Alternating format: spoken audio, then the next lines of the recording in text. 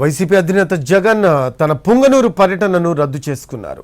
అస్పియా kidnap హత్య ఘటనలో నిందితులను పోలీసులు పట్టుకోవడంతో ఈ నెల 9న జగన్ పర్యటన రద్దయినట్లు మాజీ మంత్రి పెద్దిరెడ్డి రామచంద్రారెడ్డి ప్రకటించారు. జగన్ వస్తున్నారనే ప్రభుత్వం ఆగమేఘాల మీద స్పందించింది అన్నారు.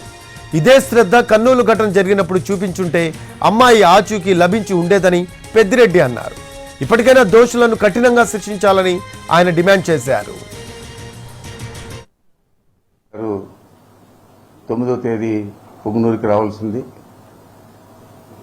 మరి ఎంత లోపల నిన్న 3 మంత్రులు ఇంకా తెలుగుదేశం పార్టీకి సంబంధించిన శాసనసభ్యులందరూ కూడా వచ్చి వివరాలన్నీ కూడా పోలీసుల ద్వారా తెలుసుకునే వివరాలన్నీ కూడా తెలియజేయడం జరిగింది. దోషులను పట్టుకోవడం జరిగింది. జగన్మోహన్ రెడ్డి గారి ప్రోగ్రాం తెలిసిన వెంటనే ప్రభుత్వం స్పందించి చర్యలు తీసుకోవడం, ఆ దోషులను కూడా కఠినంగా శిక్షించాలని చెప్పి మేము కోరుతా ఉన్నాం.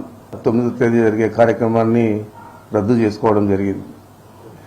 జగన్మోహన్ రెడ్డి గారు వస్తారు, ఇదేదో పెద్ద ఇష్యూ అవుతుంది రాష్ట్రంలో అని చెప్పి స్వయాన ముఖ్యమంత్రి గారితో కూడా మాట్లాడించారు